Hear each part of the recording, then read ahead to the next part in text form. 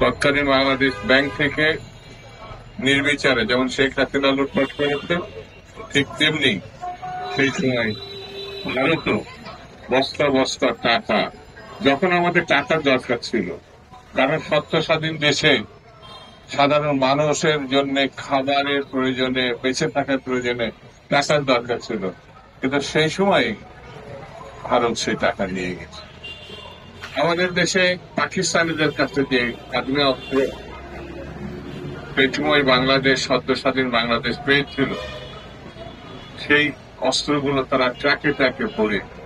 তারা ভারতে নিয়ে গেছে। এবং ওই যে সিরাজ ভাইয়ের কথা অনুযায়ী তিনি মুক্তিযুদ্ধের সক্রিয় অংশগ্রহণকারী,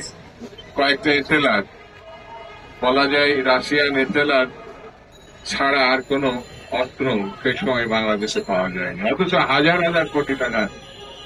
অস্ত্র সেই সময় আমাদের থাকার কথা ছিল। অর্থাৎ একটা সেনাবাহিনী তৈরি করার মতো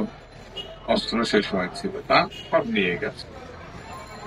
অর্থাৎ স্বাধীনতার পরে পরেই পার্শ্ববর্তী বন্ধু নামধারী দেশটি